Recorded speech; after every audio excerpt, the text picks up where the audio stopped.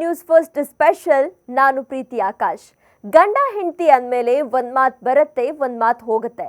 ಈ ಜಗಳ, ಸಿಟ್ಟು, ಮನಸ್ತಾಪ ಮ್ಯಾರೇಜ್ ಲೈಫ್ನಲ್ಲಿ ಸೋ ಕಾಮನ್. ಹಾಗೇನೆ ಕೆಲವು ಹೆಂಡತಿಯರಿಗೆ ಗಂಡ ತಾವು ಹೇಳಿದ್ದನ್ನ ಮಾಡಬೇಕು, ಆಗಾಗ ಕಾಸ್ಟ್ಲಿ ಗಿಫ್ಟ್ ಕೊಡಿಸ್ಬೇಕು ಅಂತಾನು ಆಸೆ ಇರುತ್ತೆ. ಅದೇ ತರ ಇನ್ನು ಕೆಲವರಿಗೆ ಚೋಟಾ ಮೋಟಾ ಆಸೆನೂ ಇರುತ್ತೆ. ಸಂಜೆ ಮನೆಗೆ ಬರ್ತಾ ಪಾನಿಪುರಿ, ಗೋಬಿ ಮಂಚೂರಿ ಅಷ್ಟೇ ಯಾಕೆ, ಕುರ್ಕುರೆ ತಂದ್ಕೊಡ್ಲಿ ಅಂತಾನು ಆಸೆ ಇರುತ್ತೆ. ಅದನ್ನ ತರದೇ ಇದ್ದಾಗ ಕೋಪಾನೂ ಬರುತ್ತೆ. ಆದ್ರೆ ಇಲ್ಲೊಬ್ಳು ಹೆಂಡತಿ ಗಂಡ ಮನೆಗೆ ಬರುವಾಗ ಕುರ್ಕುರೆ ತಂದಿಲ್ಲ ಅನ್ನೋ ಒಂದೇ ಒಂದು ಕಾರಣಕ್ಕೆ ಡಿವೋರ್ಸ್ ಕೊಟ್ಬಿಟ್ಟಿದ್ದಾಳೆ. ಸ್ವಲ್ಪ ಅನ್ಯೂಶುವಲ್ ಅನಿಸ್ಬೋದು, ಆದ್ರೆ ಇದೇ ಸತ್ಯ.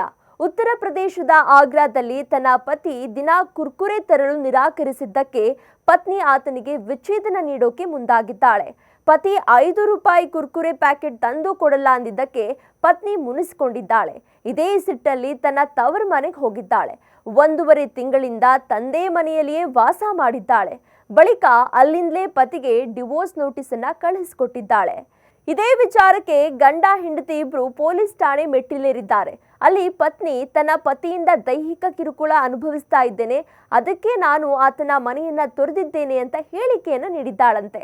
ಈ ವೇಳೆ ಪೊಲೀಸರ ಮುಂದೆ ಪತಿ ಅಸಲಿ ಸಮಾಚಾರ ಬಾಯ್ಬಿಟ್ಟಿದ್ದಾನೆ.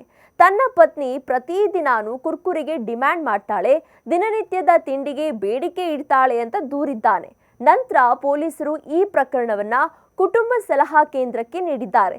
ಸದ್ಯ ಇಬ್ಬರ ದೂರನ್ನ ಕೌನ್ಸಿಲಿಂಗ್ ಸೆಲ್ನಲ್ಲಿ ಆಲಿಸಿದಾಗ ಪತ್ನಿಗೆ ಕುರ್ಕುರೆ ಮೇಲೆ ಅತಿಯಾದ ಒಲವು, ಆದ್ರೆ ಪತಿ ಮಾತ್ರ ಇದನ್ನ ದಿನನಿತ್ಯ ತರಲು ಹಿಂದೇಟು ಹಾಕ್ತಾ ಇದ್ದ.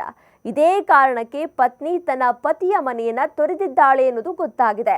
ಇನ್ನು ಈ ಪತಿ ಪತ್ನಿಗೆ ಇಬ್ಬರಿಗೂ ಕೂಡ ಕೌನ್ಸಿಲಿಂಗ್ ಮಾಡಿದಂತಹ ಡಾಕ್ಟರ್ ಸತೀಶ್ ಅವರು ಈ ಬಗ್ಗೆ ಪ್ರತಿಕ್ರಿಯಿಸಿದ್ದು, 2023ರಲ್ಲಿ ವಿವಾಹವಾಗಿದ್ದ ಈ ಜೋಡಿ ಕೇವಲ 1 ವರ್ಷದಲ್ಲೇ ವಿಚ್ಛೇದನ ಪಡೆಯಲು ಮುಂದಾಗಿದ್ದಾರೆ.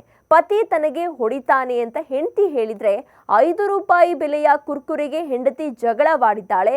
ಕುರ್ಕುರೆ ಸಿಗದೇ ಇದ್ದಾಗ ಆಕೆಯ ತಾಯಿ ಮನೆಗೆ ಹೋಗಿದ್ದಾಳೆ ಅಂತ ಪತಿ ಹೇಳಿದ್ದಾನೆ. ಸದ್ಯ ಈ ಡಿವೋರ್ಸ್ ಕೇಸ್ ಸಂಬಂಧ ಇಬ್ಬರಿಗೂ ಸ್ವಲ್ಪ ದಿನಗಳ ಕಾಲಾವಕಾಶ ನೀಡಿದ್ದು, ಇಬ್ಬರ ನಡುವಿನ ಸಮಸ್ಯೆ ಬಗೆಹರಿಸಿಕೊಳ್ಳಲು ಕೋರ್ಟ್ ಒಂದು ಅವಕಾಶವನ್ನ ನೀಡಿದೆ ಎನ್ನಲಾಗ್ತಾ ಇದೆ. ಇದಾಗಿತ್ತು ಹೊತ್ತಿನ ವಿಶೇಷ. ಕ್ಷಣ ಕ್ಷಣದ ಮಾಹಿತಿಗಾಗಿ ನೋಡ್ತಾ ಇರಿ ನ್ಯೂಸ್ ಫಸ್ಟ್, ನಿರ್ಭೀತಿಯಿಂದ ನಿಮ್ಮ ಪರವಾಗಿ.